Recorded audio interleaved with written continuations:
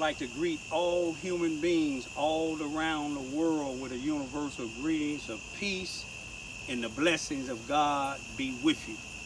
It don't matter. It doesn't matter what your political, philosophical, or personal beliefs may be. It don't matter if you're the richest to the poorest person on the face of this earth. It don't matter if you're the toughest to the weakest.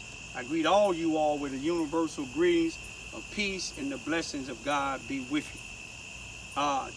Tonight is August the 12th, 2019. It's Monday night. I believe it's 8:50, probably 8:59 p.m. Not probably, it is. First, I'd like to send my regards and my prayers to the people in Chicago for this weekend's these mass shootings again. Also, I'd like to send my greetings and peace and blessings to my Muslim brothers and sisters over in Norway. You know, just this past Saturday, August the 10th, 2019, a white individual, and I'm not saying this on the racial level, because racist level, but a white individual went into a Muslim mosque center and started shooting.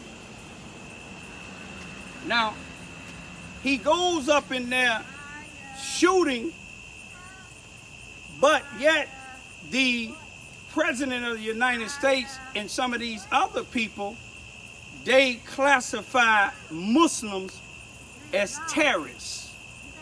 You see what I'm saying? As if Muslims going around bombing places. But everybody that are Muslims are not, hey, how you doing? Everybody that's Muslims are not terrorists, just like everybody that's white are not Ku Klux Klans. And everybody that's black are not necessarily militants. But they went into this mosque, this white person went into this mosque shooting. Thank God didn't nobody get killed. I don't think anybody got shot. But the Muslims, if they was terrorists, hey now, if they was terrorists, they would have killed this individual. Let me show you what they did. They subdued him until the proper authorities came. See, Muslim means one who submit himself to God. You see what I'm saying? Islam is peace.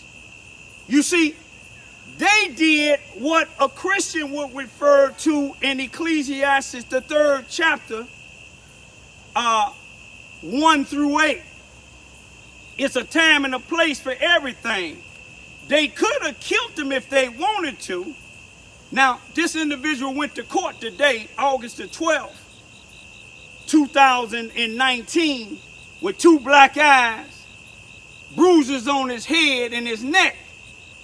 You see, the Muslims could have killed him, but they didn't. So Donald Trump and anybody else, no matter what your nationality is, if you call them Muslim terrorists, then look how they took care of business in Norway. If they whooped this behind, they did good. They was protecting their people. They held him at bay until the police came and arrested him. They let him have his day in court. They didn't tie him up and cut his head off like you classify all these Muslims. I like to say to my Muslim brothers and sisters, Assalamu alaikum wa rahmatullah wa barakatuh. I also like to say, A'udhu billahi minash shaitanir rajim. I seek refuge with God. We seek refuge with God from Satan, the rejected enemy, the accursed devil. Because see, the rejected enemy, the accursed devil, gonna always call you something that you're not. You see, they call Muslim terrorists, but yet Ku Klux Klan has known to run for political office and won. Look at David Dukes. a former grand wizard of the Ku Klux Klan some years back ran for a legislative job in the state of Louisiana, won, and then was going to run for governor. So you just look and see, you got to judge each individual by the contents of their character, not because of their religion, not because they want to wear a long beard or dreads. You see what I'm saying? You got to judge them by their actions, the fruit that they bear. Look at the baby kitten down there now. She done learned. She was born in the wild, but she done learned now. She knows that she's in the company of people that's gonna protect her. The Muslims, what they did was they declared El Jihad, a holy war. When you come and attack us, it's a holy war. And that's what it was. And they succeeded by so doing it. Now, let's go to Chicago. Before I even go to Chicago, black folks around the world, but especially here in the United States, let's not repeat our bad history, but let's start repeating some of our good history. You remember when they had to boycott the buses because of the fact that they wanted to arrest Rosa Parks because she paid her fare to sit any place on that bus besides in the bus driver's seat. And they wanted her to go to the back and she refused. That boycott did it a lot. Let me tell you what that boycott did. That made them lose a lot of money. They made them lose a lot of money. Black folks and anybody else that stand for right, I dare y'all. You hear me? I dare y'all. Even in the White House, even in any of these city halls, police departments, anywhere else, I dare y'all, even y'all out here doing this black on black shooting, especially the census shooting. I know some of y'all that's even felons, you got to shoot at some of these individuals out in these streets to protect yourself because the law ain't doing it. Just this past weekend, 43 to 48 people shot, 4 killed. An 8-year-old was a part of one of the ones that got shot. What can an 8-year-old possibly done for an individual to shoot in the crowd, seeing an 8-year-old out there? No matter what the person in the crowd did, and if you gonna shoot, which I encourage you not to, why didn't you run up on the one that did whoever you were shooting at, than to just shoot randomly, shooting the little girl, 8-year-old girl? She ain't did nothing to you. A week or so ago, y'all shot my 12-year-old granddaughter 3 times on her own porch. 5 women were shot this weekend too, y'all.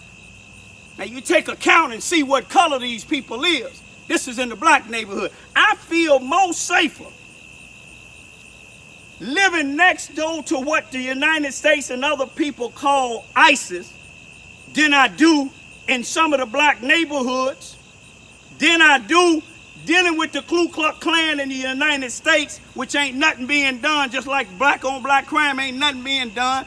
Don't say Obama solved anything. Now, he didn't solve nothing either. You see, when he was running for senator in Chicago, he would walk in neighborhoods like this here. But once he was voted in and went to president, he forgot about places like this here. Most presidents will. But now it's something wrong in Chicago, y'all. Every weekend we getting 40-something shootings and 5 to a dozen killings. In the past 2 or 3 weeks, over 100 people shot, at least 10 to 15 killed. You ain't got a new mayor black. You see what I'm saying? She kept the same black superintendent who haven't been solving nothing. He should know better because he grew up in the same place I grew up in, Cabrini Green Projects. You see what I'm saying? But what we need to do, y'all, everybody in this United States, what you need to do, when you're working for somebody, boycott. Walk off them jobs for 2 or 3 days if you can.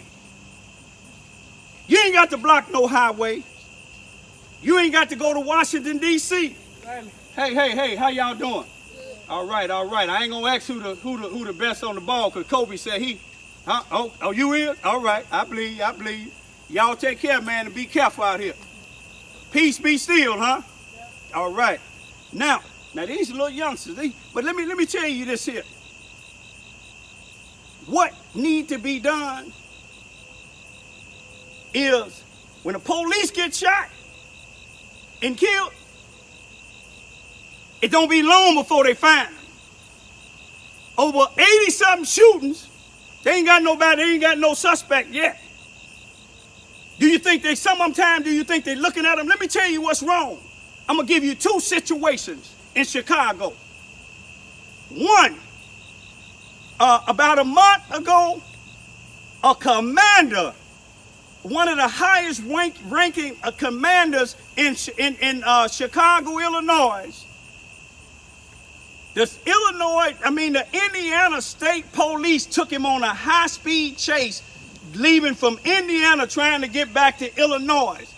He failed to stop when they had the lights. You ain't gonna hear too much more about this here.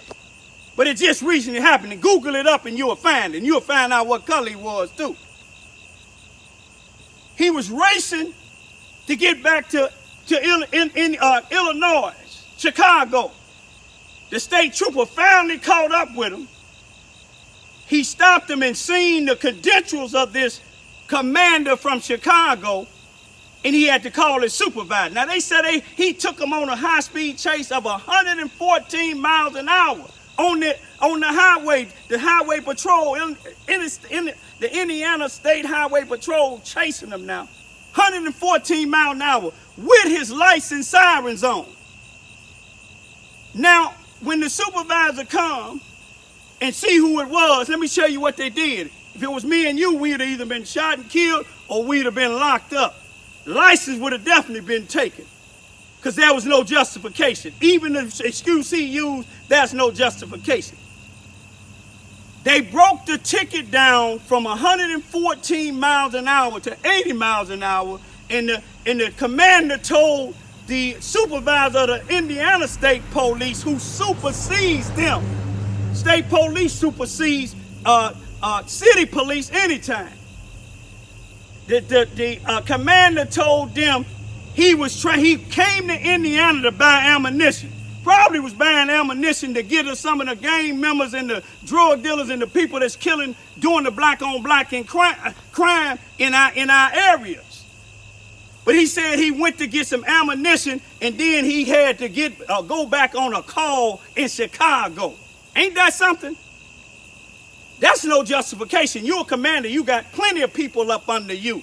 If you supposed to have been on duty, you shouldn't have been in Indiana buying no ammunition. You probably buying more ammunition because you probably some of the ones doing this black on black shoot, what is killing in the black neighborhood, or getting some of these blacks these guns and bullets to kill them, because most of them doing the shooting is felons and they can't buy them.